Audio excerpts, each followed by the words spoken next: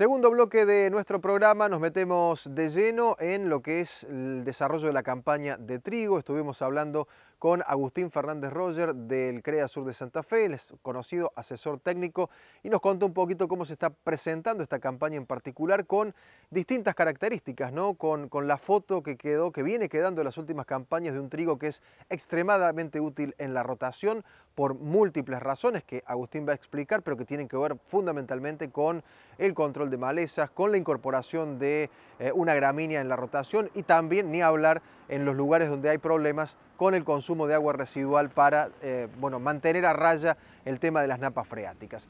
Agustín Fernández Roger, esto nos decía sobre la campaña triguera. El trigo es muy importante en nuestras rotaciones. La verdad que siempre se habla la cantidad de beneficios que tiene, además de que generalmente es el mejor margen el trigo soja o trigo maíz, ya se está hablando también, es el mejor margen que deja en nuestra zona. Este año el maíz de primera también tiene muy buen margen por el precio, pero el trigo tiene un montón de beneficios en la rotación, en la infiltración, en la mejora en la infiltración del campo, en el control de malezas fundamentalmente, es muy importante, así que sí, vino para quedarse y día para aumentar superficie en la medida de lo posible, sí. Este año me parece que algunas decisiones de último momento están yendo un poquito para atrás por el aumento de los costos de los fertilizantes. Eso está haciendo que algunas personas empiecen a dudar un poco, pero la verdad que el precio está muy bueno y hay que aprovecharlo, porque los beneficios son incalculables. También digo, si bien venimos de años más vale secos, ¿no? Pero en general también se piensa en el trigo como para aprovechar esa agua residual del otoño, ¿no? y controlar las napas. Por supuesto, bueno, en ese caso, justo vos lo dijiste, la gente que tiene muy buena reserva, o inclusive napa, que todavía hay muchos campos con napas al 1,5 metros, o antes de los 2 metros en la zona, son los lotes que más tienen que aprovechar el doble cultivo. Esa agua hay que aprovecharla, si no la napa después sigue subiendo, ya lo sufrimos años atrás. Otras zonas han descendido mucho las napas y, bueno, yo trabajo más para el lado del sudeste de Córdoba. El año pasado estuvimos peor que este año. Este año estábamos con por lo menos el primer metro seguro lleno y, bueno, hay campos más altos que el segundo metro no está lleno. Eso se puede manejar con estrategias. La mejor condición que tiene el trigo es que uno puede decidir qué tanta tecnología o a qué rinde puede aspirar. O sea, Fraschina alguna vez en algún fracaso grande del trigo nos dijo: no hay que dejar de ser trigo, sino no hay que pronosticar un trigo de 45 quintales y sacar 20. O sea, si uno sabe que no va a llegar a esos 40, a no ser que, sobre todo en el sudeste de Córdoba, no podemos esperar grandes lluvias hasta septiembre, y en septiembre empezamos a rezar que vengan tempranito y no más a finales de septiembre. Si las lluvias no llegan a finales de septiembre, nuestro potencial baja un poco. Entonces, la idea es tratar de, con la información que uno ya va conociendo de su campo y de su lote, decir, bueno, ¿a cuánto puedo aspirar para ajustar toda la tecnología del trigo a ese rendimiento? Y ahí sí va a ser rentable. Si uno tiene la mala suerte, el año pasado nosotros las heladas nos jugaron una muy mala pasada, y bueno, y el trigo, así todo, cuando vino la soja de segunda, compensó, siempre tenés la revancha con la soja de segunda, y el margen siguió siendo bueno al final. Pero sí tuvimos un mal trigo el año pasado, pero este año están de vuelta apostando porque los perfiles los tenemos mucho mejor que el año pasado.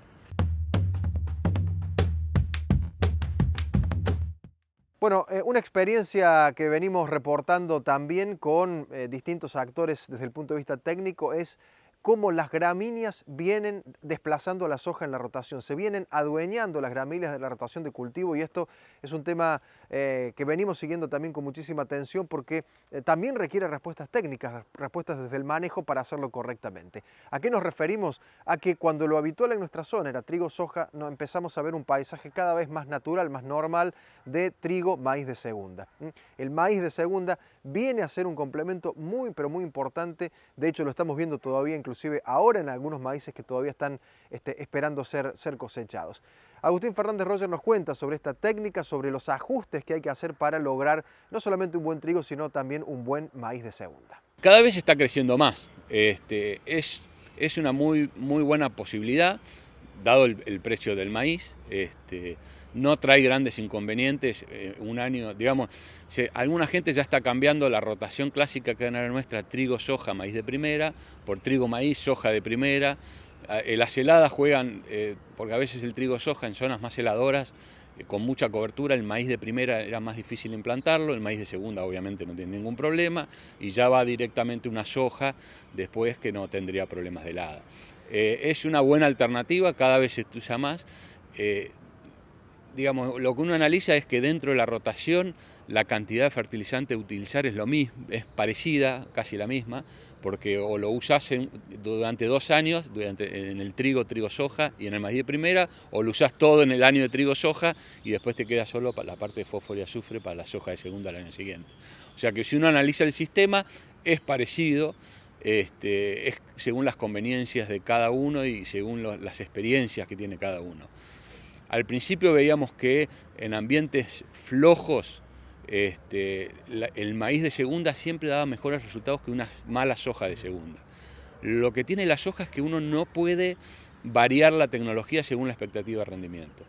Y lo que generalmente decimos, una soja mala cuesta más cara que un lote con una muy buena soja, con muy potencial rendimiento, porque nos agarran más insectos, tenemos más control de malezas y demás.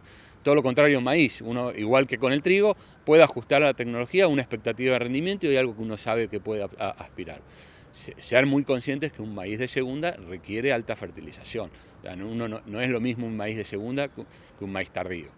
Digamos, requiere todo el nitrógeno que se llevó el trigo, hay que ponerlo.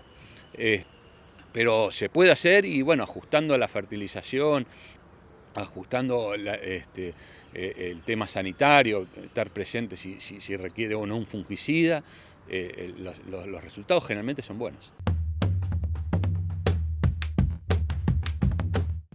Con Agustín Fernández Roger también hablamos sobre el tema de sanidad de cultivos, en el caso del trigo, con especial atención en roya amarilla, llegó para quedarse y es un problema al que hay que abordar convenientemente. Con un dato muy importante, no hay control posible de enfermedades si no hay prevención por un lado y monitoreo por el otro. El monitoreo es esencial para poder desarrollar técnicamente lo más apropiado, lo más correcto para enfrentar esta enfermedad que puede ser en algunos casos devastadora, sobre todo para aquellas variedades de trigo que son más susceptibles. Justamente hablabas de esto y me quiero volver a trigo con el tema sanidad, ¿no? Con la aparición de roya amarilla cambió un poquito el esquema o bueno, incorporamos un problema más y hay que resolverlo. Digamos, incorporamos una enfermedad más, hay que monitorearla. Y por suerte los fungicidas andan bastante bien en roya amarilla. Sí, el trigo requiere un monitoreo permanente y diría una acción, una vez que en cuanto aparece la enfermedad, una reacción rápida. Esa es la mejor solución. Digamos, yo no soy amigo de decir el fungicida va sí o sí, sobre todo en la zona de Córdoba el año pasado con la seca no hubo muchos lotes, que inclusive variedades que sabemos que son muy susceptibles no tuvieron problema, pero bueno, ante la aparición de la enfermedad y con un poquito de condiciones predisponentes, enseguida actuar es lo importante, no demorarse, no dudar, el fungicida temprano, el que les guste a cada uno, funciona mucho mejor que el mejor producto aplicado tarde. Entonces, lo famoso que podemos decir, no podés llegar a entrar a un lote y salir todo pintado de amarillo, de naranja en su momento, porque eso ya el fungicida ahí hace poco. Es más una venganza contra la roya que una realmente salvar el rendimiento potencial que te está sacando. El monitoreo entonces es la herramienta fundamental. El monitoreo es la herramienta fundamental. Yo digo, si uno está yendo todas las semanas a ver su trigo, sobre todo ya sea final de macollaje y la encañazón, ahí es cuando más atento uno tiene que estar. Y monitoreo significa bajar, ir y buscarla. La roya anaranjada hay que ir a buscarla abajo, la amarilla puede aparecer por manchones, entonces no mirar solo alrededor de la tranquera, sino meterse en varios lados del lote, porque la amarilla nos puede estar jugando una mala pasada, mirando en una parte del lote sano y otra parte que esté enfermo. Eso generalmente no pasa en la roya anaranjada. Pero la amarilla primero aparece por manchoncitos y ese momento es fundamental enseguida actuar, porque al poco tiempo se masifica en todo el lote. Nueva pausa en nuestro programa, ya sigue Tranquera Abierta.